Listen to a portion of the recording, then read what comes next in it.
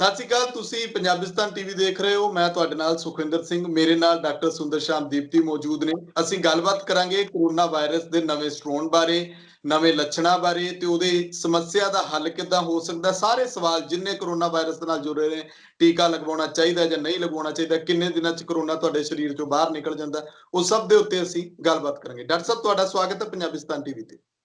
ਬਹੁਤ ਬਹੁਤ ਧੰਨਵਾਦ ਜੀ। ਸਤਿ ਸ਼੍ਰੀ ਅਕਾਲ। ਡਾਕਟਰ ਸਾਹਿਬ, ਸਭ ਤੋਂ ਪਹਿਲਾਂ ਥੋੜਾ ਜਿਹਾ ਇਸ ਚੀਜ਼ ਬਾਰੇ ਦੱਸਿਓ ਕਿ ਅਸੀਂ ਅੱਜ ਤੱਕ ਸਿਹਤ ਸਹੂਲਤਾਂ ਨੂੰ ਲੈ ਕੇ ਕਿਉਂ ਨਹੀਂ ਉਨੇ ਸੰਜੀਦਾ ਹੋਏ, ਪਰ ਫਿਰ ਵੀ ਬਾਰ-ਬਾਰ ਇਹੀ ਕਿਹਾ ਜਾ ਰਿਹਾ ਕਿ ਘਰ ਬੈਠੋ, ਜਦਕਿ ਸਿਹਤ ਸਹੂਲਤਾਂ ਦੇ ਨਾਮ ਤੇ ਸਿੱਧੇ ਪੱਧਰ ਦੇ ਉੱਤੇ ਜਿੱਥੇ ਸਹੂਲਤਾਂ ਨੇ ਉੱਥੇ ਪੂਰੀ ਲੁੱਟ ਹੈ। ਤੇ ਵੈਸੇ ਤਾਂ ਸਰਕਾਰੀ ਹਸਪਤਾਲਾਂ ਦਾ ਹਾਲ ਸਾਨੂੰ ਪਤਾ ਹੀ ਹੈ।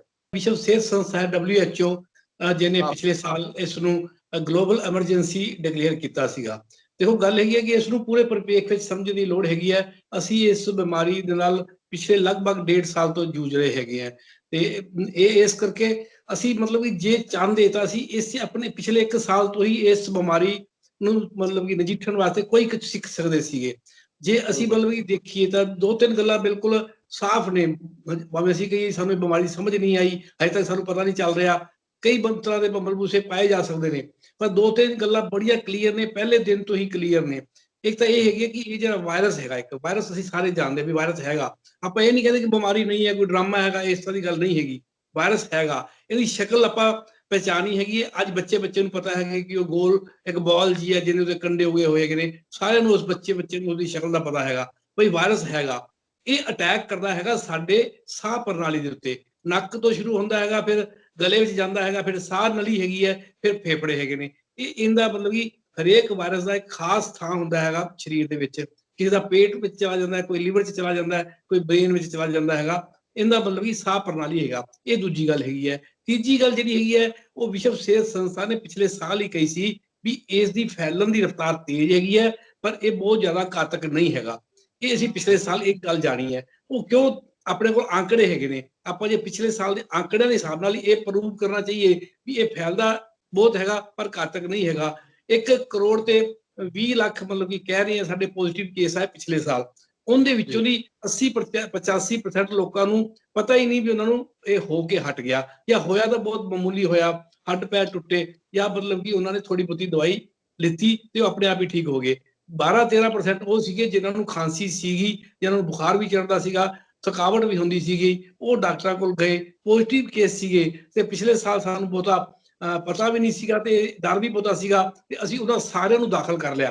ਤੇ ਪਰ ਦਿੱਤਾ ਕਿ ਲੋਕੀ ਕਹਿੰਦੇ ਸੀਗੇ ਅੰਦਰ ਸਾਨੂੰ ਕੁਝ ਨਹੀਂ ਦੇ ਰਹੇ, ਕਰੋਸਿਨ ਦੀ ਗੋਲੀ ਦਿੰਦੇ ਆ, ਵੱਧ ਤੋਂ ਵੱਧ ਵਿਟਾਮਿਨ ਸੀ ਦਿੰਦੇ ਆ ਤੇ ਹੋਰ ਕੁਝ ਨਹੀਂ ਕਰਦੇ। ਅਸਲ ਵਿੱਚ ਹੋਰ ਕੁਝ ਕਰਨਾ ਵੀ ਨਹੀਂ ਹੁੰਦਾ। ਸਾਡੇ ਕੋਲ ਇਹ ਵਾਇਰਲ ਡਿਜ਼ੀਜ਼ ਹੈ, ਸਾਡੇ ਕੋਲ ਕੋਈ ਵਾਇਰਲ ਡਰੱਗ ਨਹੀਂ ਹੈਗੇ। ਜਿਹੜੇ ਹੁਣ ਐਂਟੀ ਵਾਇਰਲ ਡਰੱਗ ਇੱਕ ਵਾਇਰਲ ਅਸੀਂ ਸੰਭਾਲ ਕੇ ਰੱਖਿਆ ਹੋਇਆ, ਉਹ ਬੜੀ ਸੀਰੀਅਸ ਕੰਡੀਸ਼ਨ ਦੇ ਵਿੱਚ ਦੇਣਾ ਹੁੰਦਾ, ਜਿਹਦੇ ਬਾਰੇ ਅੱਜ ਕੱਲ੍ਹ ਗੱਲਾਂ ਚੱਲ ਰਹੀਆਂ ਨੇ। ਔਰ ਰੈਮਡੇਸਿਵਿਰ ਜਿਹੜਾ ਹੈਗਾ ਮਤਲਬ ਕਿ ਇੰਜੈਕਸ਼ਨ, ਉਹ ਬੜੀ ਸੀਰੀਅਸ ਕੰਡੀਸ਼ਨ ਦੇ ਵਾਸਤੇ ਅਸੀਂ ਸਾਂਭ ਕੇ ਰੱਖਿਆ ਹੋਇਆ ਹੈਗਾ। ਉਹ ਹਰੇਕ ਨੂੰ ਲੋੜ ਵੀ ਨਹੀਂ ਹੁੰਦੀ, ਕਿਉਂਕਿ ਜਿਹੜਾ ਵੀ ਐਂਟੀ ਵਾਇਰਲ ਡਰੱਗ ਹੈਗਾ ਉਹਦਾ ਨੁਕਸਾਨ ਕਾਫੀ ਹੁੰਦਾ, ਉਹ ਸਰੀਰ ਤੇ ਸਾਈਡ ਇਫੈਕਟ ਉਹਦੇ ਕਾਫੀ ਹੁੰਦੇ ਆ। ਇਸ ਕਰਕੇ ਉਹਨੂੰ ਮਤਲਬ ਕਿ ਬਹੁਤ ਇਹਤਿਆਤ ਦੇ ਨਾਲ ਇਸਤੇਮਾਲ ਕਰਨਾ ਹੁੰਦਾ ਹੈ।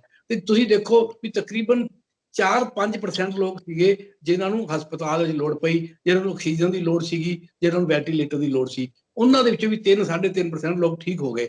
ਉਹੀ ਹੈ ਕਿ ਮੌਤ ਦਰ ਆਪਾਂ ਜੇ ਪਿਛਲੇ ਸਾਲ ਆਪਣੇ ਆંકੜਿਆਂ ਤੋਂ ਦੇਖੀਏ, ਜੇ ਹਿੰਦੁਸਤਾਨ ਦੇ ਵਿੱਚ ਉਹ ਤਕਰੀਬਨ 1.5% ਵੱਧਦੀ ਹੈਗੀ ਹੈ, 1.41% ਵੱਧਦੀ ਹੈਗੀ ਹੈ। ਤੇ ਆਪਾਂ ਟੋਟਲ ਵਰਲਡ ਦੀ ਵੀ ਲਾਈਏ ਤਾਂ ਵਰਲਡ ਦੀ ਵੀ ਕਿਤੇ ਵੀ ਇਹ 2-3% ਦੇ ਵਿਚਕਾਰ ਡੈਥ ਰੇਟ ਹੈਗਾ। 2-3 ਡੈਥ ਰੇਟ ਹੋਣਾ ਕੋਈ ਬਹੁਤ ਜ਼ਿਆਦਾ ਘਾਤਕ ਨਹੀਂ ਹੈ। ਜੋ WHO ਨੇ ਕਿਹਾ ਸੀਗਾ ਕਿ ਇਹ ਬਿਮਾਰੀ ਬਹੁਤ ਘਾਤਕ ਨਹੀਂ ਹੈਗੀ ਹੈ। ਤੇ ਅਸੀਂ ਕੀ ਸਿੱਖਣਾ ਸੀਗਾ ਵੀ ਹੁਣ ਅਸੀਂ ਦੇਖਦੇ ਵੀ ਜਿਹੜੇ ਮਾਈਲਡ ਕੇਸ ਨੇ, ਜਿਨ੍ਹਾਂ ਨੂੰ ਬੜਾ ਸਿੰਪਲ ਖਾਂਸੀ ਹੈਗੀ ਹੈ, ਜ਼ੁਕਾਮ ਹੈਗਾ, ਹੱਡ ਪੈਰ ਟੁੱਟਦੇ ਨੇ ਪਰ ਉਹਨਾਂ ਨੂੰ ਕੋਈ ਤਕਲੀਫ ਹੋਰ ਨਹੀਂ ਹੈਗੀ, ਉਹ ਚੰਗੇ ਵੇਲੇ ਤੁਰੇ ਵੀ ਫਿਰਦੇ ਹੈਗੇ ਨੇ, ਘਰੇ ਅੰਦਰ ਵੀ ਤੁਰ ਸਕਦੇ ਨੇ, ਉਹ ਘਰ ਦੇ ਵਿੱਚ ਉਹਨਾਂ ਦਾ ਇਲਾਜ ਕਰਨਾ ਅਸੀਂ ਇੱਕ ਬਣਾਉਂਦੇ ਇੱਕ ਸਕੀਮ ਵੀ ਅਸੀਂ ਇਹੋ ਜਿਹੇ ਕੇਸ ਜੇ ਫਿਰ ਆਉਣਗੇ। ਪਰ ਅਸੀਂ ਤਾਂ ਇਹ ਸੋਚ ਲਿਆ ਮਤਲਬ ਕਿ ਦਸੰਬਰ ਦੇ ਮੱਧ ਦੇ ਵਿੱਚ ਅਸੀਂ ਸੋਚ ਲਿਆ ਕਿ ਇਹ ਬਿਮਾਰੀ ਹੁਣ ਖਤਮ ਹੋ ਗਈ ਤੇ ਹੁਣ ਮਤਲਬ ਕਿ ਇਹ ਦੁਬਾਰਾ ਨਹੀਂ ਆਣੀ।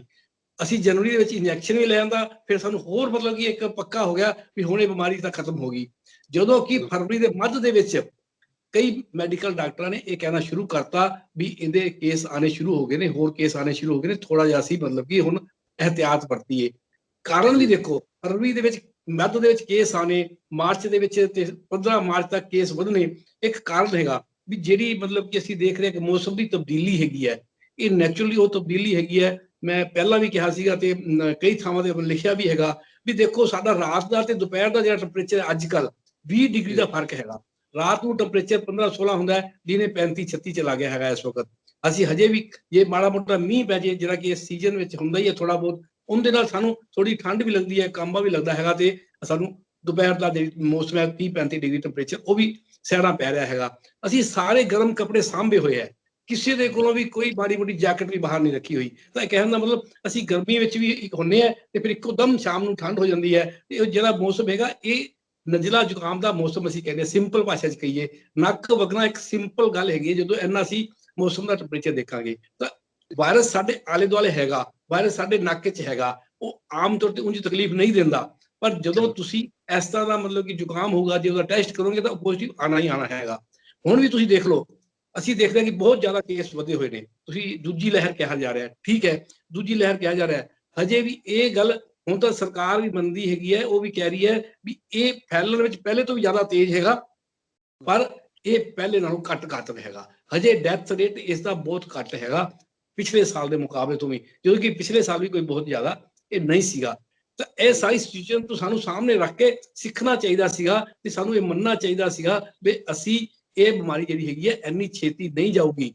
ਮਤਲਬ ਕਿ ਸਾਡੇ ਕੋਲ ਇੱਕ ਹੋਰ ਇਤਿਹਾਸ ਹੈਗਾ, ਸਪੈਨਿਸ਼ ਫਲੂ ਦੀ ਗੱਲ ਕਰਦੇ ਆ, ਤਕਰੀਬਨ 100 ਸਾਲ ਪਹਿਲਾਂ 1917 ਦੇ ਵਿੱਚ 18 ਦੇ ਵਿੱਚ ਸਪੈਨਿਸ਼ ਫਲੂ ਸੀਗਾ, ਉਹਦੀਆਂ 4 ਵੇਵਸ ਆਈਆਂ ਸੀਗੀਆਂ। ਸਾਨੂੰ ਉੱਥੋਂ ਵੀ ਕੁਝ ਸਿੱਖਣ ਦੀ, ਜੇ ਆਪਾਂ ਕਹੀਏ ਵੀ ਵੇਵਸ ਨਹੀਂ ਆਊਗੀ ਵਧੀਆ ਗੱਲ ਹੈਗੀ ਹੈ, ਪਰ ਸਾਨੂੰ ਇਹ ਇੱਕ ਤਿਆਰੀ ਕਰਕੇ ਰੱਖਣੀ ਚਾਹੀਦੀ ਵੀ ਜੇ ਸੈਕੰਡ ਵੇਵ ਆ ਗਈ ਤਾਂ ਹੁਣ ਅਸੀਂ ਕੀ ਕਰਾਂਗੇ। ਅਸੀਂ ਕੋਵਿਡ ਹਸਪਤਾਲ ਬਣਾਏ, ਉਹ ਬੰਦ ਕਰਤੇ। ਅਸੀਂ ਕੁਝ ਜੇ ਸੀਗੇ ਸਿਹਤ ਕਰਮਚਾਰੀ ਠੇਕੇ ਤੇ ਰੱਖੇ, ਟੈਂਪਰੇਰੀ ਰੱਖੇ, ਉਹਨਾਂ ਨੂੰ 6 ਮਹੀਨਿਆਂ ਬਾਅਦ ਉਹਨਾਂ ਨੂੰ ਘਰੇ ਵਾਪਸ ਭੇਜਤਾ। ਤੁਸੀਂ ਦੇਖ ਲਓ ਅਸੀਂ ਕੋਈ ਕਿਸੇ ਤਰੀਕੇ ਦੀ ਅਸੀਂ ਅੱਜ ਤੁਸੀਂ ਵੀ ਦੇਖ ਲਓ ਦਿੱਲੀ ਵਿੱਚ ਪਟੇਲ ਹਸਪਤਾਲ ਦੇ ਨਾਮ ਦੇ ਉੱਤੇ 1000 ਬੈੱਡ ਦਾ ਟੈਂਪਰੇਰੀ ਹਸਪਤਾਲ ਖੋਲਿਆ ਗਿਆ ਸੀਗਾ, ਉਹ ਬੰਦ ਕਰਤਾ। ਹੁਣ ਉਹਦੀ ਮਿੱਟੀ ਝਾੜੀ ਜਾ ਰਹੀ ਹੈਗੀ ਹੈ ਵੀ ਤਾਂ ਕਿ ਉਹਨੂੰ ਅਸੀਂ ਮਤਲਬ ਇਹ ਵੀ ਸੋਚਿਆ ਵੀ ਅੱਜ ਦੀ ਗੱਲ ਹੈਗੀ ਹੈ ਵੀ ਕੱਲ ਉਹਦੀ ਮਿੱਟੀ ਝਾੜਦੇ ਹੋਏ ਦੇਖਿਆ ਗਿਆ ਵੀ ਸ਼ਾਇਦ ਕੇਸ ਵੱਧ ਜਾਣ, ਜਦੋਂ ਕਿ ਅਸੀਂ ਇਹਨੂੰ 2 ਮਹੀਨੇ ਪਹਿਲਾਂ ਵੀ ਤਿਆਰ ਕਰ ਸਕਦੇ ਸੀਗੇ। ਐਵੇਂ ਬਾਕੀ ਥਾਵਾਂ ਤੇ ਹੈਗਾ। ਆਪਾਂ ਜੇ ਹੋਰ ਥਾਵਾਂ ਦੇਖੀਏ, ਆਪਣੇ ਪੰਜਾਬ ਵਿੱਚ ਵੀ ਦੇਖੀਏ, ਜਿੰਨੇ ਵੀ ਇੱਥੇ ਕੋਵਿਡ ਵਾਰਡ ਬਣਾਏ ਸੀਗੇ ਉਹ ਸਾਰੇ ਹੌਲੀ ਕਰਕੇ ਅਸੀਂ ਬੰਦ ਕਰਤੇ। ਮੈਂ ਕਹਿੰਦਾ ਠੀਕ ਹੈ, ਲੋਕ ਸੰਸਥਾ ਨੇ ਕਿਹਾ ਕਿ ਜਿਵੇਂ ਚਰਚਾਵਾਂ ਨੇ ਕਿ ਲੋਕਡਾਊਨ ਦੀ ਜ਼ਰੂਰਤ ਨਹੀਂ ਹੈ, ਤੁਸੀਂ ਆਪਣੀਆਂ ਤਿਆਰੀਆਂ ਕਰੋ। ਤਿਆਰੀਆਂ ਇਹ ਕਿ ਅਸੀਂ ਹਸਪਤਾਲ ਪੱਧਰ ਦੇ ਉੱਤੇ, ਅਸੀਂ ਸਿਹਤ ਸਹੂਲਤਾਂ ਦੇ ਪੱਧਰ ਦੇ ਉੱਤੇ ਤਿਆਰੀਆਂ ਕਰੀਏ। ਸਰਕਾਰ ਇਹਨੂੰ ਲੈ ਕੇ ਕਿਉਂ ਨਹੀਂ ਸੰਜੀਦਾ? ਦੂਜੇ ਪਾਸੇ ਆਪਾਂ ਦੇਖ ਲਈਏ ਕਿ ਕੁੰਭ ਦਾ ਮੇਲਾ ਚੱਲ ਰਿਹਾ, ਉਦੋਂ ਤਬਲੀਗੀਆਂ ਦਾ ਰੌਲਾ ਪਿਆ। ਹੁਣ ਕੁੰਭ ਦੇ ਮੇਲੇ ਨੂੰ ਲੈ ਕੇ ਕੋਈ ਨਾ ਕੋਈ ਟਿੱਕਾ ਟਿੱਪਣੀ ਕਰਦਾ ਤੇ ਜੇ ਕੋਈ ਕੁਝ ਕਹਿੰਦਾ ਤਾਂ ਉਹਨੂੰ ਧਰਮ ਆਧਾਰਿਤ ਜੋੜ ਦਿੱਤਾ ਜਾਂਦਾ, ਜਦ ਕਿ ਆਸਥਾ ਤੋਂ ਉੱਪਰ ਜੇ ਅਸੀਂ ਬਿਮਾਰੀ ਨੂੰ ਦੇਖ ਲਈਏ ਉਹ ਜ਼ਿਆਦਾ ਵੱਡੀ ਆ। ਤੁਸੀਂ ਦੇਖੋ ਜੀ, ਲਾਕਡਾਊਨ ਦਾ ਸ਼ਬਦ ਕਦੇ ਵੀ WHO ਨੇ ਇਸਤੇਮਾਲ ਨਹੀਂ ਕੀਤਾ, ਪਿਛਲੇ ਸਾਲ ਵੀ ਨਹੀਂ ਕੀਤਾ। ਉਹਨਾਂ ਨੇ ਕਿਹਾ ਸੀਗਾ ਕਿ ਗਲੋਬਲ ਐਮਰਜੈਂਸੀ ਹੈਗੀ ਹੈ ਤੇ ਆਪਣੀ ਤਿਆਰੀ ਕਰੋ, ਇਹ ਉਹਨਾਂ ਦੇ ਵਰਡ ਹੈਗੇ ਨੇ WHO ਦੇ ਪਿਛਲੇ ਸਾਲ ਦੇ। ਲੋਕਡਾਊਨ ਆਪਣੀ ਮਰਜ਼ੀ ਨਾਲ ਪਹਿਲਾਂ ਯੂਰਪ ਵਾਲਿਆਂ ਨੇ ਲਾ ਲਿਆ, ਚੀਨ ਨੇ ਲਾ ਲਿਆ, ਅਸੀਂ ਦੇਖਾ ਦੇਖੀ ਲਾ ਲਿਆ। ਹੁਣ ਵੀ ਮਤਲਬ ਅਸੀਂ ਫਿਰ ਕਹਿ ਰਹੇ ਹਾਂ ਵੀ ਲੋਕਡਾਊਨ ਦੀ ਲੋੜ ਨਹੀਂ ਹੈਗੀ ਹੈ। ਸਾਡੇ ਕੋਲ ਕੋਈ ਆંકੜੇ ਨਹੀਂ ਹੈਗੇ ਵੀ ਅਸੀਂ ਜੇ ਲੋਕਡਾਊਨ ਲਾਵਾਂਗੇ ਤਾਂ ਕੇਸ ਘਟ ਜਾਣਗੇ। ਇਹ ਗੱਲ ਕਹਿ ਵੀ ਰਹੇ ਨੇ। ਕੱਲ ਹੀ ਕਿਸੇ ਆਪਣੇ ਮੈਨੂੰ ਲੱਗਦਾ ਦਿੱਲੀ ਦੇ ਚੀਫ ਮਿਨਿਸਟਰ ਨੇ ਕਿਹਾ ਵੀ ਲੋਕਡਾਊਨ ਦਾ ਮਤਲਬ ਇਹ ਹੈਗਾ ਵੀ ਅਸੀਂ ਇਸ ਕਰਕੇ ਲਗਾਉਣਾ ਚਾਹੁੰਦੇ ਹਾਂ ਵੀ ਇੱਕੋ ਦਮ ਮਤਲਬ ਕਿ ਬਹੁਤੇ ਕੇਸ ਨਾ ਆ ਜਾਣ ਤੇ ਸਾਡੀਆਂ ਸਿਹਤ ਸਹੂਲਤਾਂ ਜਿਹੜੀਆਂ ਨੇ ਇੱਕੋ ਦਮ ਚਰਮਰਾ ਨਾ ਜਾਣ। ਉਹ ਮੰਨ ਰਹੇ ਨੇ ਵੀ ਸਾਡੀਆਂ ਸਿਹਤ ਜਿਹੜੀਆਂ ਸੇਵਾਵਾਂ ਨੇ ਉਹ ਚਰਮਰਾਈਆਂ ਹੋਈਆਂ ਨੇ। ਤੁਸੀਂ ਕਹਿੰਦੇ ਵੀ ਅਸੀਂ ਤਿਆਰੀ ਕਿਉਂ ਨਹੀਂ ਕੀਤੀ? ਸਿਹਤ ਸਾਡੇ ਦੇਸ਼ ਦੀ ਰਾਜਨੀਤੀ ਦੇ ਵਿੱਚ, ਸਾਡੀਆਂ ਪ੍ਰਾਇੋਰਟੀਜ਼ ਦੇ ਵਿੱਚ ਨਹੀਂ ਹੈਗਾ, ਸਾਡੀਆਂ ਪਹਿਲ ਦੇ ਵਿੱਚ ਨਹੀਂ ਹੈਗਾ ਵੀ ਅਸੀਂ ਸਿਹਤ ਸਹੂਲਤਾਂ ਵਧੀਆ ਦੇਣੀਆਂ ਨੇ। ਤੁਸੀਂ ਦੇਖੋ ਕਿ ਅੱਜ ਤੱਕ 2021 ਚ ਹੈਗੇ ਆ, 70 ਸਾਲ ਸਾਡੀ ਆਜ਼ਾਦੀ ਨੂੰ ਹੋ ਗਏ, 70 ਤੋਂ ਵੀ ਵੱਧ ਹੋ ਗਏ, ਅਸੀਂ ਕਦੇ ਵੀ ਆਪਣਾ ਸਿਹਤ ਬਜਟ ਹੈਗਾ ਉਹ 2% ਨਹੀਂ ਲਿਆਂਦਾ ਆਪਣੇ ਬਜਟ ਦਾ, ਜਦੋਂ ਕਿ WHO ਕਹਿੰਦੀ ਹੈਗੀ ਇਹ ਘੱਟੋ ਘੱਟ 6% ਹੋਣਾ ਚਾਹੀਦਾ ਹੈ। ਇਹ ਘੱਟੋ ਘੱਟ ਹੈਗਾ। ਕਈ ਕੰਟਰੀ ਨੇ ਜਿਹੜੀਆਂ 12, 13, 14% ਤੱਕ ਵੀ ਆਪਣਾ ਬਜਟ ਰੱਖਦੀਆਂ ਹੈਗੀਆਂ ਨੇ।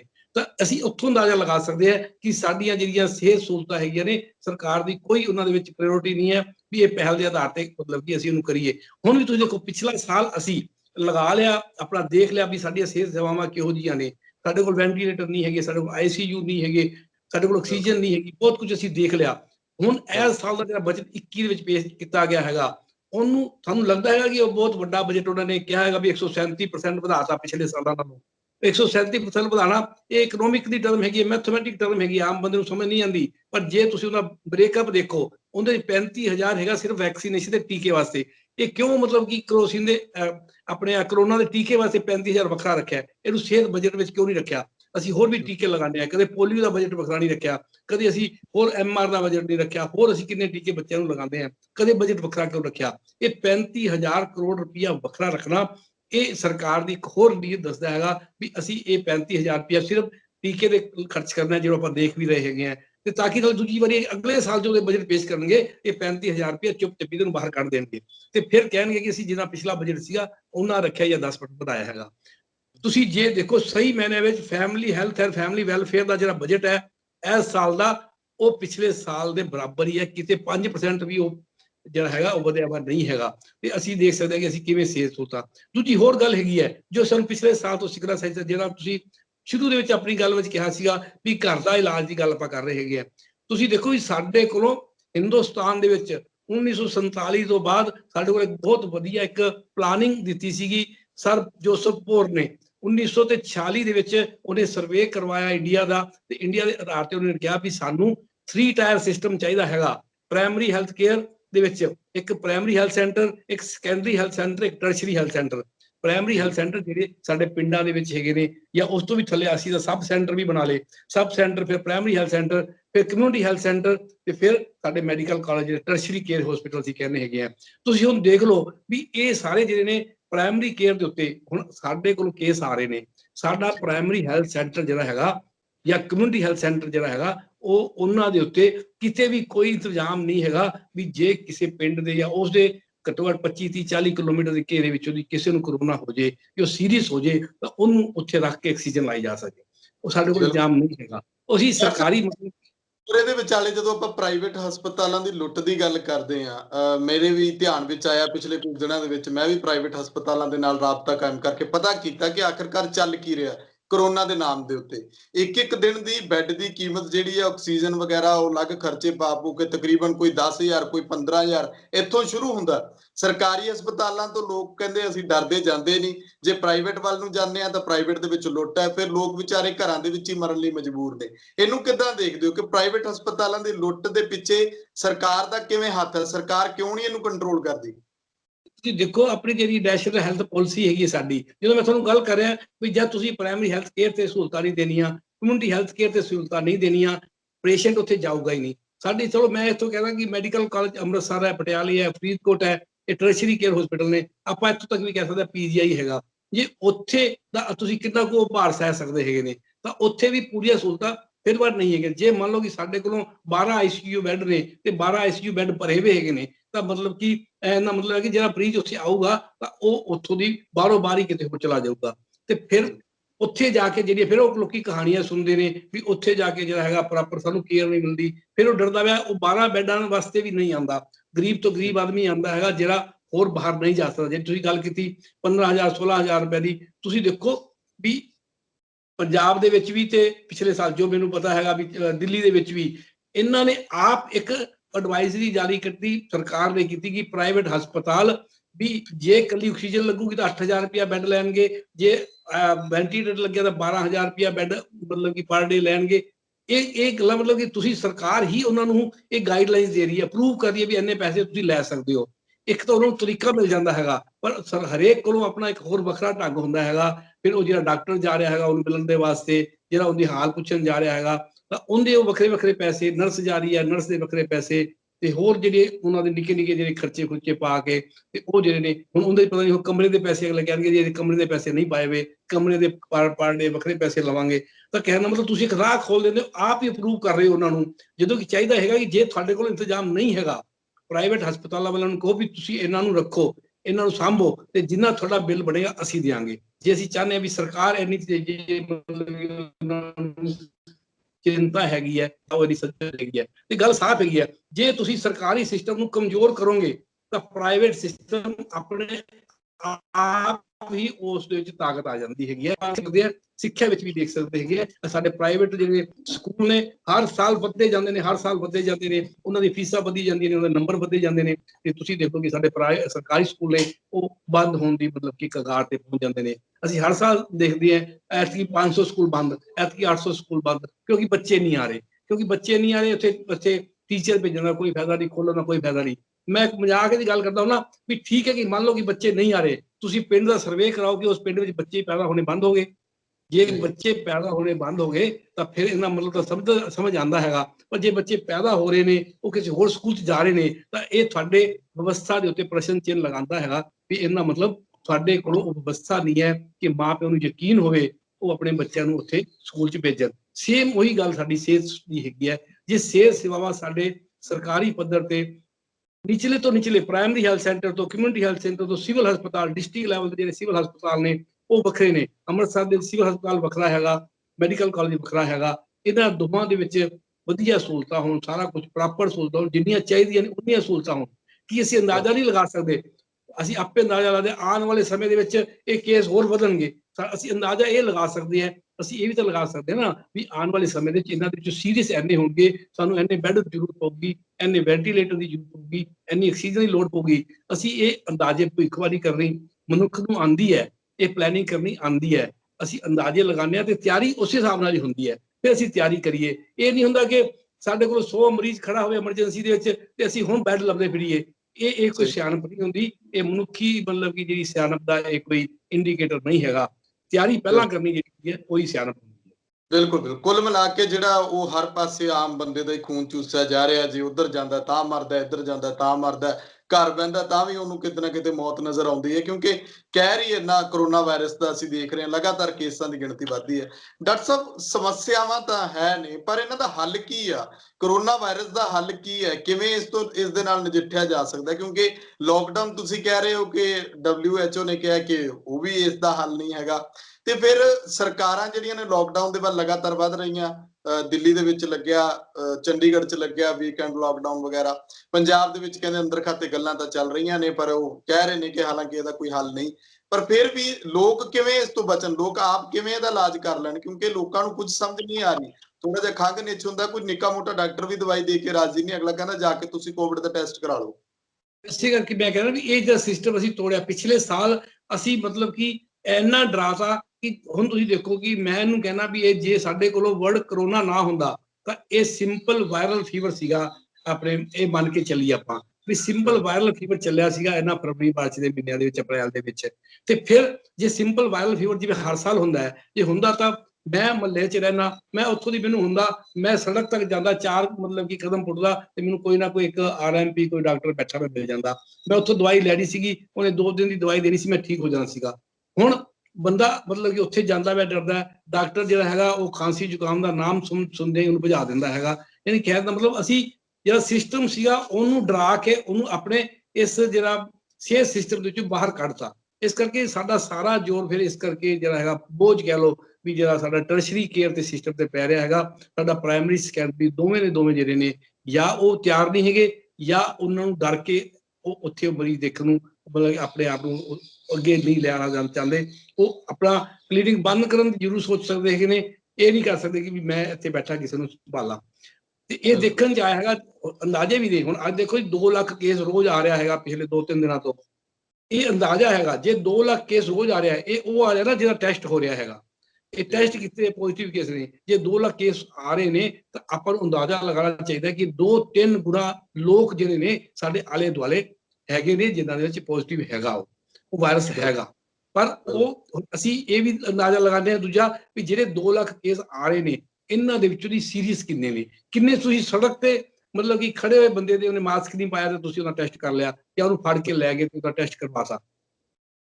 ਜੇ ਉਹਨੂੰ ਕੋਈ ਮਾਸਕ ਲਾ ਲੈਂਦੇ ਨੇ ਫਿਰ ਵੀ ਕਰੋਨਾ ਵਾਇਰਸ ਕਿਵੇਂ ਫੈਲ ਜਾਂਦਾ? ਇਹ ਵੀ ਸਵਾਲ ਖੜਾ ਹੁੰਦਾ।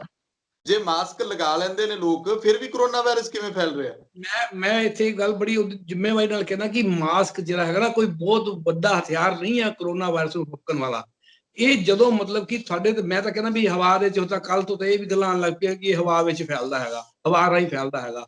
ਦੇਖੋ ਇਹ ਫੈਲਣਾ ਛਿੱਕ ਰਾਹੀਂ। ਛਿੱਕ ਜਿਹੜੀ ਹੈਗੀ ਮੈਂ ਇੱਥੇ ਬੈਠਾ, ਤੁਸੀਂ ਸਾਹਮਣੇ ਬੈਠੇ ਹੋ, ਭਾਵੇਂ 4 ਫੁੱਟ ਦੀ ਦੂਰੀ ਤੇ ਹੀ ਬੈਠੇ ਹੈਗੇ ਹੋ। ਉਹ ਜਿਹੜਾ ਹੈਗਾ ਸਾਡੀ ਛਿੱਕ ਜਿਹੜੀ ਹੈਗੀ ਹੈ ਉਹ ਹਵਾ ਦੇ ਵਿੱਚੋਂ ਹੀ ਲੰਘ ਕੇ ਉੱਥੇ ਜਾ ਰਹੀ ਹੈ ਨਾ। ਉਹ ਤੁਹਾਡੇ ਵਾਇਰਸ ਜਿਹੜਾ ਹੈਗਾ ਉਹ ਤੁਹਾਡੇ ਜੇ ਤਾਂ ਤੁਹਾਡੇ ਮੂੰਹ ਤੇ ਡਾਇਰੈਕਟ ਪੈਂਦਾ ਹੈਗਾ, ਮਾਸਕ ਜਿਹੜਾ ਹੈਗਾ ਤੁਹਾਡੇ ਮੂੰਹ ਤੇ ਹੈਗਾ, ਉਹ ਉਨੀ ਕੁ ਥਾਂ ਬਚਾ ਸਕਦਾ ਹੈ। ਬਾਕੀ ਜਿੰਨੀ ਥਾਂ ਬਚੀ ਹੋਈ ਹੈ ਉਹਨਾਂ ਦੀ ਥਾਂ ਤੋਂ ਤੁਸੀਂ ਦੇਖ ਲਓ। ਜਿਹੜਾ ਅਸੀਂ ਮੈਡੀਕਲ ਮਾਸਕ ਇੱਥੇ ਸਾਡੇ ਡਾਕਟਰ ਨੇ ਉਹਨਾਂ ਨੂੰ ਪਾਣਾ ਸਿਖਾਉਂਦੇ ਆ, ਉਹਦਾ ਇੱਕੋ ਹੀ ਤਰੀਕਾ ਹੈਗਾ ਵੀ ਤੁਸੀਂ ਮਾਸਕ ਪਾਓ ਤੇ ਫਿਰ ਆਪਣੇ ਨੱਕ ਰਾਹੀਂ ਹਵਾ ਕੱਢੋ। ਤੇ ਜੇ ਤੁਹਾਨੂੰ ਲੱਗਦਾ ਵੀ ਇਹ ਹਵਾ ਜਿਹੜੀ ਤੁਹਾਡੀ ਅੱਖਾਂ ਨੂੰ ਟੱਚ ਕਰ ਰਹੀ ਹੈ ਇਹਦਾ ਮਤਲਬ ਮਾਸਕ ਠੀਕ ਨਹੀਂ ਪਾਇਆ ਹੈਗਾ। ਉਹ ਮਾਸਕ ਇੰਨਾ ਟਾਈਟ ਹੋਣਾ ਚਾਹੀਦਾ ਕਿ ਉਹਦੇ ਚ ਹਵਾ ਨਾ ਲੰਘ ਸਕੇ। ਫਿਰ ਤਾਂ ਅਸੀਂ ਕਹਿ ਸਕਦੇ ਹਾਂ 100% ਵੀ ਇਹ ਤੁਹਾਨੂੰ ਵਾਇਰਸ ਤੋਂ ਬਚਾਊਗਾ। ਪਰ ਜੇ ਹਵਾ ਲੰਘ ਰਹੀ ਹੈ ਜਿਹੜੇ ਵੀ ਸਟ੍ਰੋਨ ਹੈ ਉਹਦੇ ਮੁਤਾਬਕ ਲੋਕਾਂ ਦੇ ਜਿਹੜੀ ਲੱਕ ਦੇ ਵਿੱਚ ਪੀੜ ਹੁੰਦੀ ਹੈ, ਇਹ ਵੀ ਕਰੋਨਾ ਦਾ ਕਹਿੰਦੇ ਨਵਾਂ ਲੱਛਣ ਹੈ, ਜੇ ਤੁਹਾਡੇ ਲੱਕ 'ਚ ਪੀੜ ਹੁੰਦੀ ਹੈ। ਦੇਖੋ ਜੀ, ਮੈਂ ਦੱਸਿਆ ਕਿ ਜਿਹੜਾ ਵਾਇਰਸ ਹੈਗਾ ਉਹ ਤੁਹਾਡੇ ਬਲੱਡ ਵਿੱਚ ਚਲਾ ਗਿਆ ਹੈਗਾ। ਨੱਕ ਰਾਹੀਂ ਤੇ ਦੱਸਿਆ ਮੇਨ ਹੁੰਦਾ ਘਰ ਹੈਗਾ ਨੱਕ, ਗਲਾ ਤੇ ਫੇਫੜੇ। ਨੱਕ ਗਲੇ ਰਾਹੀਂ ਉਹਦਾ ਖਾਂਸੀ ਹੁੰਦੀ ਹੈ, ਫੇਫੜੇ ਤੱਕ ਪਹੁੰਚਦਾ ਤਾਂ ਫਿਰ ਤੁਹਾਨੂੰ ਸਾਹ ਚੜਦਾ ਹੈਗਾ। ਪਰ ਉਹ ਜਦੋਂ ਬਲੱਡ ਵਿੱਚ ਜਾਂਦਾ ਹੈਗਾ, ਬਲੱਡ ਸਾਰੀ ਬੋਡੀ ਵਿੱਚ ਜਾ ਰਿਹਾ ਹੈਗਾ, ਉਹ ਹੁਣ ਇਸ ਕਰਕੇ ਹੈਗਾ ਤਾਂ ਵਾਇਰਸ ਹੈ। ਜਿੱਥੇ ਕਿਤੇ ਮਾੜਾ ਮੋਟਾ ਮਤਲਬ ਕਿ ਉਹਨੂੰ ਥਾਂ ਮਿਲਦੀ ਹੈ ਉੱਥੇ ਜਾਂਦਾ ਹੈਗਾ ਤੇ ਉਹ ਕਰਦਾ ਹੈਗਾ। ਛੋਟੇ ਮੋਟੇ ਹੁਣ ਹੋਰ ਸਿੰਪਟਮ ਐਡ ਹੋਏ ਨੇ, ਜਿਵੇਂ ਮਤਲਬ ਕਿ ਤੁਹਾਨੂੰ ਮਤਲਬ ਕਿ ਜਿਹੜਾ ਹੈਗੀ ਹੈ ਸੁੰਘਣ ਸ਼ਕਤੀ ਤੁਹਾਡੀ ਹੈਗੀ ਹੈ, ਸੁਣਨ ਸ਼ਕਤੀ ਤੁਹਾਡੀ ਹੈਗੀ ਹੈ, ਸਵਾਦ ਸ਼ਕਤੀ ਹੈਗੀ, ਸਵਾਦ ਜਿਹੜਾ ਹੈਗਾ ਉਹ ਥੋੜਾ ਖਰਾਬ ਹੋ ਜਾਂਦਾ ਹੈਗਾ। ਇਹ ਛੋਟੇ ਮੋਟੇ ਸਿੰਪਟਮ ਆਏ ਨੇ। ਤਾਂ ਇਹਨਾਂ ਸਿੰਪਟਮ ਤੁਹਾਨੂੰ ਇਹ ਲੱਗੇ ਵੀ ਜਿਹੜਾ ਸਿੰਪਟਮ ਤੁਹਾਨੂੰ ਕਦੇ ਕੋਈ ਪਹਿਲਾਂ ਨਹੀਂ ਸੀਗਾ, ਤੁਸੀਂ ਠੀਕ ਠਾਕ ਰਹਿੰਦੇ ਹੈਗੇ ਹੋ, ਤੁਹਾਡੀ ਸੁਣਨ ਸ਼ਕਤੀ ਠੀਕ ਹੈ, ਤੁਹਾਡਾ ਸਵਾਦ ਠੀਕ ਹੈ, ਤੁਹਾਨੂੰ ਜਿਹੜੀ ਸਮੈਲ ਤੁਹਾਡੀ ਠੀਕ ਹੈਗੀ ਹੈ, ਪਰ ਹੁਣ ਪਿਛਲੇ ਕੁਝ ਦਿਨਾਂ ਤੋਂ ਤੁਹਾਨੂੰ ਮਹਿਸੂਸ ਹੋ ਰਿਹਾ ਵੀ ਥੋੜੀ ਜਿਹੀ ਘਟੀ ਹੋਈ ਹੈ, ਤਾਂ ਕੋਈ ਉਂਝ ਹਰਜ ਨਹੀਂ ਹੈਗਾ ਕਿ ਇੱਕ ਵਾਰੀ ਡਾਕਟਰ ਨਾਲ ਗੱਲ ਕਰ ਲਈ ਜਾਵੇ। ਪਰ ਕਰਨਾ ਕੁਰਾਨਾ ਉੱਥੇ ਵੀ ਕੁਛ ਨਹੀਂ। ਦੇਖੋ ਜੇ ਸੁਣ ਇਹ ਹੌਲੀ ਹੌਲੀ ਜਿਹੜਾ ਨਰਵ ਦੇ ਉੱਤੇ ਅਟੈਕ ਕੀਤਾ ਹੈ, ਉਹ ਹੌਲੀ ਹੌਲੀ ਦੁਬਾਰਾ ਰੀਜਨਰੇਟ ਹੋ ਜਾਂਦੀਆਂ ਨੇ, ਹਫ਼ਤੇ 15 ਦਿਨਾਂ ਬਾਅਦ, ਕਿਸੇ ਨੂੰ ਮਹੀਨੇ ਬਾਅਦ, ਕਿਸੇ ਨੂੰ 2 ਮਹੀਨੇ ਬਾਅਦ। ਇਹ ਜਿਹੜੀਆਂ ਛੋਟੀਆਂ ਮੋਟੀਆਂ ਉਹਨੂੰ ਹੈਗੀਆਂ ਨੇ ਉਹਦੀਆਂ ਤਕਲੀਫਾਂ ਬੰਦੇ ਦੀਆਂ, ਉਹ ਠੀਕ ਹੋ ਜਾਂਦੀਆਂ ਹੈ। ਹੌਲੀ ਨਿਕਲ ਆਉਂਦੀ। ਡਾਕਟਰ ਸਾਹਿਬ ਮੇਰਾ ਆਖਰੀ ਸਵਾਲ ਹੈ ਕਿ ਜਦੋਂ ਹੁਣ ਮੰਨ ਲਓ ਕੋਈ ਮਰੀਜ਼ ਰਿਕਵਰ ਕਰ ਗਿਆ, ਤਕਰੀਬਨ ਜਿਵੇਂ ਕਹਿੰਦੇ ਨੇ ਕਿ ਕਰੋਨਾ ਵਾਲਾ ਪੇਸ਼ੈਂਟ 15 ਕੁ ਦਿਨ ਰੈਸਟ ਕਰ ਲੇ, ਉਸ ਤੋਂ ਬਾਅਦ ਹੋਰ ਕਿੰਨੇ ਕੁ ਦੇਰ ਹੋਰ ਰੈਸਟ ਕਰਨੀ ਪੈਂਦੀ ਹੈ ਮਰੀਜ਼ ਨੂੰ ਕਿ ਉਹ ਉਸ ਵਿੱਚੋਂ ਬਾਹਰ ਆ ਸਕੇ, ਉਸ ਕਮਜ਼ੋਰੀ ਵਿੱਚੋਂ?